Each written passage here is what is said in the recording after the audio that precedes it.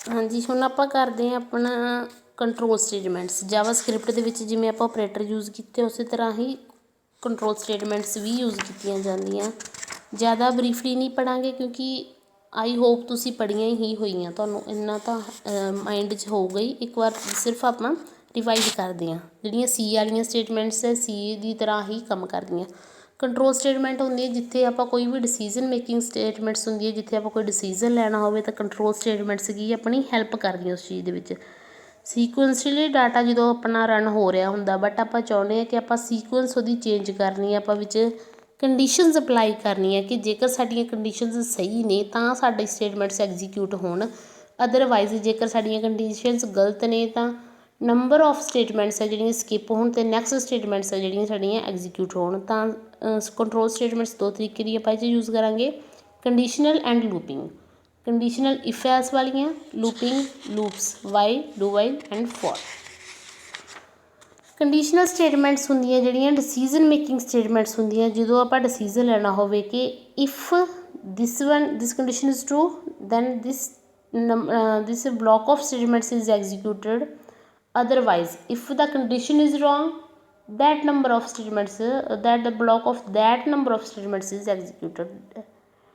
We use the statements for taking a decision if कि जेकर ए वाली कंडीशन सही है तो ए वाली स्टेटमेंट एग्जीक्यूट होवे, नहीं तां जे नहीं सही तां अगली है जिहड़ियां कंडीशनस एग्जीक्यूट होण। चार तरह दी स्टेटमेंट्स होंदियां। इफ स्टेटमेंट इहदे विच सिर्फ आपां कंडीशन अप्लाई करदे हां कि जे तो कंडीशन सही है तो नैक्सट स्टेटमेंट एग्जीक्यूट हो जाए, अदरवाइज नैक्सट नूं छड्ड के उस तो बाद वालियां एग्जीक्यूट हो जाण। नैक्सट है कि इफ एल्स, इहदे विच दो कंडीशन लईआं जांदियां। जे कंडीशन ट्रू आ तो स्टेटमेंट 1 एग्जीक्यूट होगी, जे कंडीशन फॉल्स है तो स्टेटमेंट 2 एग्जीक्यूट होगी। इफ एस इफ कि जे आ चीज़ है तो ठीक है, अदरवाइज जे आ है कंडीशन सही तो आ वाली एग्जीक्यूट होवे। एस इफ लैडर आप सुनते हैं कि जो अपने को एक तो ज़्यादा कंडीशनस आप अप्लाई करनी हो तो आप एस इफ लैडर यूज़ करते हैं। तो स्विच स्टेटमेंट जो अपने को बहुत ज़्यादा ऑप्शनस हो तो आप स्विच स्टेटमेंट यूज़ करते हैं। नंबर ऑफ अल्टरनेटिव जो ज़्यादा हो तो आप स्विच स्टेटमेंट यूज़ करते हैं। इफ द सिंपल सिंटैक्स है इफ कंडीशन तो कोड ऑफ है एग्जीक्यूटेड। एग्जाम्पल के देख लो, इन्होंने वेरीएबल लिया ए की वैल्यू तो बी की value. If A greater than B जो तो ए वड्डा तो डॉक्यूमेंट डॉट राइट की लिखिया जे रिजल्ट इज़ बी है जोड़ा ब्रेक टैग यूज़ किया, मतलब थोड़ा थोड़ा ब्रेक दूगा, थोड़ा स्पेस छड्डूगा। नैक्सट ए है उन्होंने प्रिंट करवाता। जेकर ए वड्डा होया फिर ही ए प्रिंट होगा, जेकर ए की वैल्यू छोटी हुई तो कुछ भी प्रिंट नहीं होगा। बॉडी के विच सिंपली सक्सैस जोड़ा उन्होंने लिखिया हैडिंग 3 वो प्रिंट होके हो जाऊगा। बट अपनी ए की वैल्यू वड्डी सी तां करके अपनी कंडीशन ट्रू हुई तो इन्होंने की लिखिया result is 101 success. If else if they which condition लगाई वो स्टेटमेंट एग्जीक्यूट कराई, एल्स का अलग तो ब्लॉक बनाया गया। इधर देखो जिवें इन्होंने किया ए की वैल्यू 101 बी की value 202। If A greater than B, A वड्डा है तो A is greater than B, else B is greater than A. तो ए वड्डा सीगा तां करके जिहड़ा नहीं बी वड्डा सीगा, अपनी इफ वाली कंडीशन फॉल्स होगी तो एल्स वाला पार्ट अपना एग्जीक्यूट होया, B is greater than A and body के विच उन्होंने सक्सैस लिखवाया सी वो वाला एग्जीक्यूट होया। If else if ladder if condition 1 else if condition 2 else if condition 3 and so on. इन्होंने की किया एक आपां जावा स्क्रिप्ट जो यूज़ की तो फिर उन्होंने वेरीएबल लिया डी, एक ऑब्जैक्ट क्रिएट किया। ऑब्जैक्ट का क्रिएट किया न्यू डेट। डेट है जोड़ा अपना प्री डिफाइंड फंक्शन है उन्होंने यूज़ किया। अपन डेट में डिफाइन करने की लोड़ नहीं, प्री डिफाइंड है, कंपाइलर को ऑलरेडी पता तो वह वेरीएबल यूज़ किया। फिर एक वेरीएबल है टाइम। टाइम के की किया जो डेट का डी वेरीएबल आप ऑब्जैक्ट बनाया सी वो डॉट गैट हॉर्स टाइम उन्होंने एक्सैस किया। इफ टाइम लैस दैन 12 जे तो 12 तो घट है तो गुड मॉर्निंग शो हो जाए, जे टाइम 12 के इक्वल है ਜਾਂ 16 तो घट है, मतलब 12 तो लैके 4 बजे तक है तो गुड आफ्टरनून हो जाए। जे 16 तो बराबर 16 तो लैके 20 तो घट है, मतलब कि 4 तो लैके 8 बजे तक का तो गुड ईवनिंग हो जाए। तो जेकर 8 तो बाद रात के 12 बजे तक कहता तो गुड नाइट हो जाए।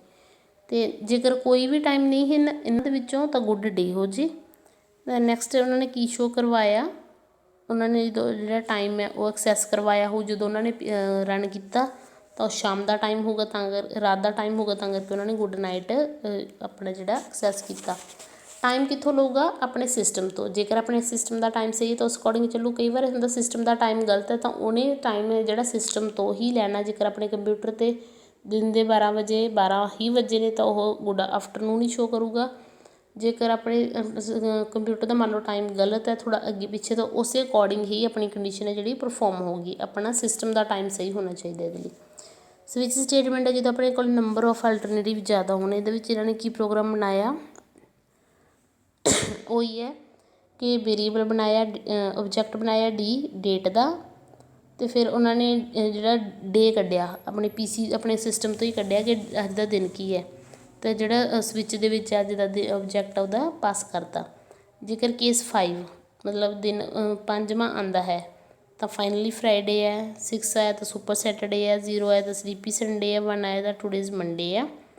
तो अगे लिखवाता डिफॉल्ट जेकर कोई भी इन्होंने मैच नहीं होंदा तो I am looking forward to this weekend तो वो हो सकता उस दिन सिस्टम जो प्रोग्राम रन किया सिस्टम से सैटरडे आया होवे तो उन्हें की है सैटरडे जो प्रिंट करवाता। नैक्सट अपनी आई है लूपिंग स्टेटमेंट्स। लूपिंग भी बिल्कुल सेम है सीधी तरह while do while for loop and for in loop.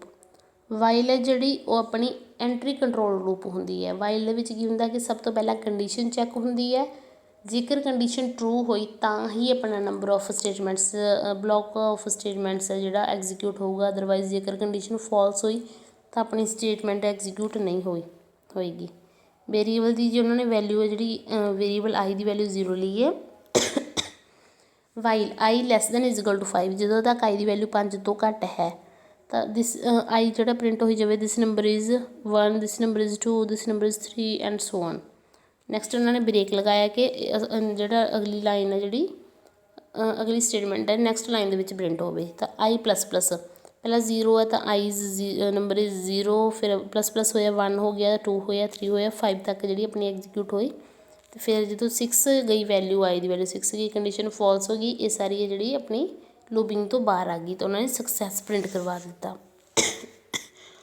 Do while है जी अपनी एग्जिट कंट्रोल लूप है। डू वाइल की होंगे कि फस्ट टाइम जो अपनी स्टेटमेंट एग्जीक्यूट होगी वो कंडीशन चैक नहीं होंगी। फस्ट टाइम एग्जीक्यूट होगी कंडीशन फिर फस्ट टाइम स्टेटमेंट एग्जीक्यूट होगी फिर कंडीशन चैक होगी भावें अपनी कंडीशन गलत है फिर भी नंबर ऑफ वन टाइम अपनी स्टेटमेंट एग्जीक्यूट हो ही जाती है।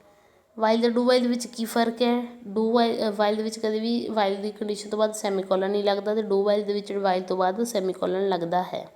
ये भी सेम ही है ये अपनी कंडीशन लास्ट से ही ट्रू होगी तो करके रिजल्ट के कोई भी चेंज नहीं आया। जो तुम प्रैक्टिकल करोगे तुम जी आई की वैल्यू 6 लियो तो कंडीशन है जी यही लगाओ कि 6 less than is equal to 5 फिर भी दिस नंबर इज 6 एक बार प्रिंट करवा देगा। उस तो बाद कंडीशन जब जाके चैक हुई तो कंडीशन फॉल्स होगी तो यह जोड़ा प्रिंट करवा देगा कि कंडीशन फॉल्स है। फॉर लूप दे विच भी वही है कि जी अपनी इनिशलाइजेशन एंड कंडीशन है एंड इंक्रीमेंट डिक्रीमेंट है सिंगल लाइन के जो सर हो जाता सेम है सीधी तरह। I is equal to 0 I less than equal to 10 I plus plus if I is equal to 3 जो आई 3 हो गया उदों नहीं कुछ प्रिंट होना अदरवाइज सारा प्रिंट होगा। मतलब जो आई 3 हो गया उदों ब्रेक हो जाऊगा जी अपने फॉर लूप तो बाहर चला जाऊगा। उन्होंने 0 कराया 1 कराया 2 कराया बट जो ही आई की वैल्यू 3 हुई उन्हें चैक किया कि आई की वैल्यू 3 है तो उन्हें ब्रेक लगाया कंडीशन तो बाहर चला गया भावें कंडीशन ले अपनी ट्रू सी फिर भी कंडीशन तो बाहर चला गया। ये आंदा ब्रेक स्टेटमेंट अपनी ਉਹਦੀ ਹੈਲਪ ਨਾਲ ਹੋ ਰਿਹਾ। ਨੈਕਸਟ ਆਪਣੇ ਆ ਗਏ ਜੀ ਫੰਕਸ਼ਨ ਹੈ ਜਦੋਂ ਆਪਾਂ ਚਾਹੁੰਦੇ ਹਾਂ ਕਿ ਨੰਬਰ ਆਫ ਜਿਹੜਾ ਆਪਣਾ ਕੋਡ ਹੈ ਆਪਾਂ ਨੂੰ ਵਾਰ-ਵਾਰ ਲਿਖਣਾ ਪੈ ਰਿਹਾ ਸੇਮ ਕੋਡ ਤਾਂ ਆਪਾਂ ਚਾਹੁੰਦੇ ਹਾਂ ਕਿ ਆਪਾਂ ਸੇਮ ਕੋਡ ਵਾਰ-ਵਾਰ ਲਿਖਣ ਦੀ ਜਗ੍ਹਾ ਉਹਨੂੰ ਇੱਕ ਅਲੱਗ ਬਲੋਕ ਦੇ ਵਿੱਚ ਲਿਖੀਏ ਅਤੇ ਉਹਨੂੰ ਵਾਰ-ਵਾਰ ਯੂਜ਼ ਕੀਤਾ ਜਾਵੇ। That time we need a function. Function is a group of reusable code which can be called anywhere in the program। Function एक रीयूजेबल कोड है जोड़ा बार बार यूज़ किया जाता तो इनू प्रोग्राम के किते भी आप कॉल कर सकते हैं ਤਾਂ ਆਪਾਂ ਨੂੰ ਕੋਡ ਹੈ ਜਿਹੜਾ ਵਾਰ-ਵਾਰ ਲਿਖਣ ਦੀ ਲੋੜ ਨਹੀਂ ਆ। ਉਸ ਚੀਜ਼ ਨੂੰ ਹੈ ਜਿਹੜਾ ਇਲੀਮੀਨੇਟ ਕੀਤਾ ਗਿਆ, ਉਸ ਚੀਜ਼ ਨੂੰ ਖ਼ਤਮ ਕੀਤਾ ਗਿਆ ਕਿ ਆਪਾਂ ਨੂੰ ਕੋਡ ਵਾਰ-ਵਾਰ ਨਹੀਂ ਲਿਖਣਾ ਪੈ ਰਿਹਾ। ਫੰਕਸ਼ਨ ਜਿਹੜਾ ਫੰਕਸ਼ਨ ਦੀ ਡੈਫੀਨੇਸ਼ਨ ਹੈ ਜਿਹੜੀ ਸੇਮ ਹੈ ਸੀ ਦੀ ਤਰ੍ਹਾਂ, ਬਟ ਫੰਕਸ਼ਨ ਜਿਹੜੇ ਪ੍ਰੀ ਡਿਫਾਈਨਡ ਹੈ, ਬਿਲਟ ਇਨ ਫੰਕਸ਼ਨ ਹੈ। ਸੀ ਦੇ ਵਿੱਚ ਆਪਣੇ ਹੁੰਦੇ ਸੀ scan, print, get CH, clear screen, puts, gets, ਇਹ ਵਾਲੇ। ਜਾਵਾਸਕ੍ਰਿਪਟ ਦੇ ਵਿੱਚ ਵੀ ਬਿਲਟ ਇਨ ਫੰਕਸ਼ਨ ਹੈ ਜਿਹੜੇ ਪਹਿਲਾਂ ਤੋਂ ਬਣੇ ਬਣਾਏ ਨੇ। ਆਪਾਂ ਕੀ ਕਰਨਾ, ਉਹਨਾਂ ਨੂੰ ਸਿਰਫ ਯੂਜ਼ ਕਰਨਾ। ਕਿਹੜੇ ਕਿਹੜੇ ਨੇ? ਸਭ ਤੋਂ ਪਹਿਲਾਂ ਹੁੰਦਾ ਅਲਰਟ। ਅਲਰਟ ਦੇ ਵਿੱਚ ਇੱਕ ਆਪਾਂ ਨੂੰ ਡਾਇਲੋਗ ਬਾਕਸ ਸ਼ੋ ਹੋਵੇਗਾ ਜਿਹੜਾ ਕਿ ਆਪਾਂ ਨੂੰ ਅਲਰਟ ਕਰਦਾ ਕਿਸੇ ਵੀ ਚੀਜ਼ ਨੂੰ ਕਿ ਤੁਸੀਂ ਇਹ ਕੰਮ ਕਰਨਾ ਹੈ ਕਿ ਨਹੀਂ। ਅਲਰਟ ਫੰਕਸ਼ਨ ਹੈ ਜਿਹੜਾ ਡਿਸਪਲੇ ਕਰਦਾ ਅਲਰਟ ਬਾਕਸ, ਜਿਹਦੇ ਉੱਪਰ ਹੈ ਜਿਹੜਾ ਆਪਣਾ ਓਕੇ ਬਟਨ ਹੁੰਦਾ। ਤੁਸੀਂ ਕਈ ਵਾਰ ਕਰਦੇ ਹੋਗੇ, ਕਈ ਵਾਰ ਕਿਸੇ ਸਾਈਟ ਦੇ ਵਿੱਚ ਲੌਗਇਨ ਕਰਦੇ ਹੋ ਤਾਂ ਉਹਦੇ ਉੱਤੇ ਉੱਪਰ ਲਿਖਿਆ ਹੁੰਦਾ do you want to really log in ਜਾਂ do you want to really exit. ਜਦੋਂ ਆਪਾਂ ਕਿਸੇ ਸਾਈਟ ਤੋਂ ਐਗਜ਼ਿਟ ਕਰਦੇ ਹਾਂ ਤਾਂ ਉੱਪਰ ਆਪਾਂ ਨੂੰ alert box dialog box show ਹੁੰਦਾ, ਉਹਦੇ ਉੱਪਰ ਲਿਖਿਆ ਹੁੰਦਾ do you want to really exit. ਆਪਾਂ ਯੈਸ ਔਰ ਨੋ ਉੱਤੇ ਕਲਿੱਕ ਕਰਦੇ ਹਾਂ, ਉਸੇ ਤਰ੍ਹਾਂ ਦਾ ਅਲਰਟ ਆਪਾਂ ਨਾ ਬਾਕਸ ਸ਼ੋ ਹੁੰਦਾ। ਇਹਨੂੰ ਯੂਜ਼ ਕਰਨ ਦਾ ਕੀ ਮੈਥਡ ਹੈ ਦੇਖੋ। ਆਪਾਂ ਫੰਕਸ਼ਨ ਬਣਾਇਆ, ਇੱਕ ਫੰਕਸ਼ਨ ਦਾ ਨੇਮ ਹੈ ਕੋਈ ਵੀ ਰੱਖ ਸਕਦੇ, ਇਹਨਾਂ ਨੇ ਮਾਈ ਫੰਕਸ਼ਨ ਰੱਖਿਆ। ਉਹਦੇ ਵਿੱਚ ਅਲਰਟ ਫੰਕਸ਼ਨ ਨੂੰ ਕਾਲ ਕੀਤਾ ਤਾਂ ਉੱਤੇ ਉੱਪਰ ਕੀ ਸ਼ੋ ਕਰਵਾਇਆ, this is an alert box. ਠੀਕ ਹੈ, ਤਾਂ ਫਿਰ ਬੋਡੀ ਦੇ ਵਿੱਚ ਤਾਂ ਉਹਨਾਂ ਨੇ ਇੱਕ ਬਟਨ ਸਿੰਪਲੀ ਪਹਿਲਾਂ ਉੱਪਰ ਇੱਕ ਹੈਡਿੰਗ ਸ਼ੋ ਕਰਵਾਇਆ, ਕਲਿੱਕ ਦਾ button to display an alert box.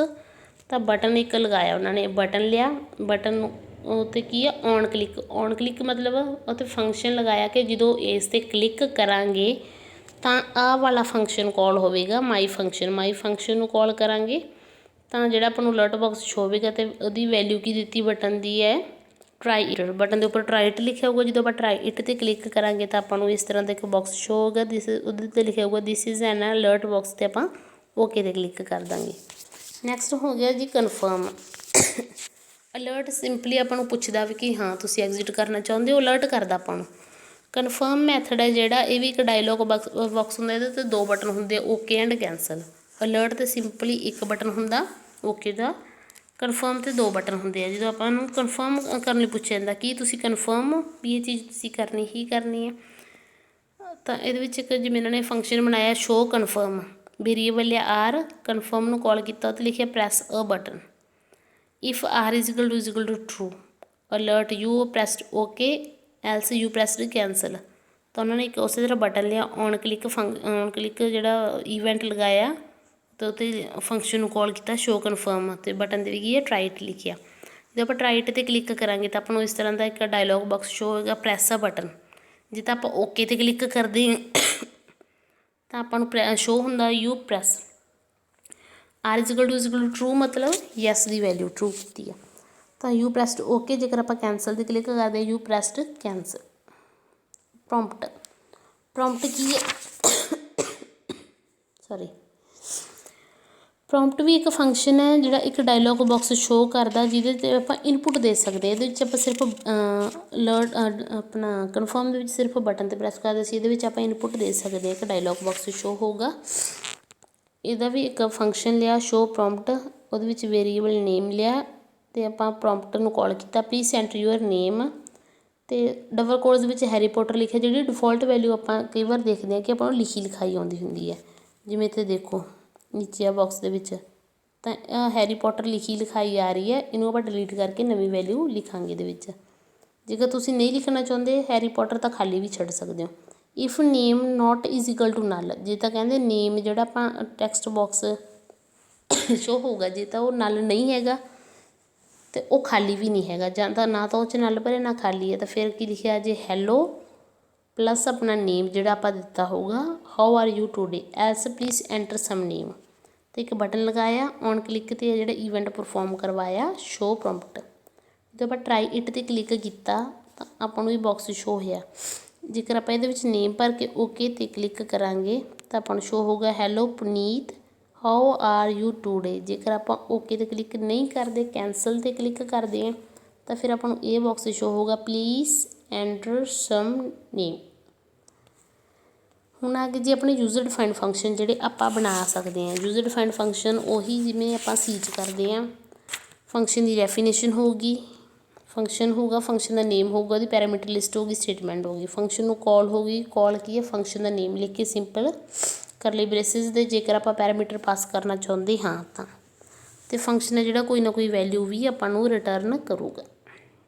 ਹੁਣ ਆਪਾਂ ਇਹਨਾਂ ਨੇ ਫੰਕਸ਼ਨ ਬਣਾਇਆ ਮਾਈ ਫੰਕਸ਼ਨ, ਉਹਦੇ ਵਿੱਚ ਨੇਮ ਅਤੇ ਜੋਬ ਦੋ ਆ ਜਿਹੜੇ ਪੈਰਾਮੀਟਰ ਯੂਜ਼ ਕੀਤੇ ਆ। ਅਤੇ ਅਲਰਟ ਦੇ ਵਿੱਚ ਕਰਾਇਆ welcome plus name plus the and job, ਅਤੇ ਇੱਕ ਬਟਨ ਲਗਾਇਆ ਔਨ ਕਲਿੱਕ ਮਾਈ ਫੰਕਸ਼ਨ ਨੂੰ ਕਾਲ ਕੀਤਾ। ਮਾਈ ਫੰਕਸ਼ਨ ਨੂੰ ਜਦੋਂ ਕਾਲ ਕੀਤਾ ਉਹਦੇ ਵਿੱਚ ਦੋ ਇਹਨਾਂ ਨੇ ਪੈਰਾਮੀਟਰ ਪਾਸ ਕੀਤੇ ਸੁਸ਼ੀਲ ਐਂਡ ਮੈਨੇਜਰ। ਜਦੋਂ ਹੁਣ ਇਹ ਮਾਈ ਫੰਕਸ਼ਨ ਕੋਲ ਗਿਆ ਤਾਂ ਨੇਮ ਦੇ ਵਿੱਚ ਸੁਸ਼ੀਲ ਚਲਾ ਗਿਆ, ਜੋਬ ਦੇ ਵਿੱਚ ਮੈਨੇਜਰ ਚਲਾ ਗਿਆ। ਉਸੇ ਤਰੀਕੇ ਜਦੋਂ ਆਪਾਂ ਟਰਾਈ ਇਟ 'ਤੇ ਕਲਿੱਕ ਕਰਾਂਗੇ ਤਾਂ ਇਹ ਆਪਾਂ ਨੂੰ ਸ਼ੋਅ ਕਰਵਾਊਗਾ ਵੈਲਕਮ ਸੁਸ਼ੀਲ ਦਾ ਮੈਨੇਜਰ। ਵੈਲਕਮ 'ਤੇ ਦ ਆਪਾਂ ਲਿਖਿਆ ਸੀਗਾ ਆਪਣੀ ਸਟੇਟਮੈਂਟ ਦੇ ਵਿੱਚ, ਸੁਸ਼ੀਲ ਅਤੇ ਮੈਨੇਜਰ ਪੈਰਾਮੀਟਰ ਜਿਹੜੇ ਪਾਸ ਕੀਤੇ ਉਹ ਤੋਂ ਉਹਨੇ ਵੈਲਿਊਜ਼ ਹੈ ਐਕਸੈਸ ਕੀਤੀਆਂ। ਤਾਂ ਆਪਣੇ ਜਿਹੜੇ ਕੰਟਰੋਲ ਸਟੇਟਮੈਂਟਸ ਅਤੇ ਫੰਕਸ਼ਨ ਹੈ ਜੀ ਜਿਹੜੇ ਕੰਪਲੀਟ ਹੋ ਚੁੱਕੇ ਨੇ।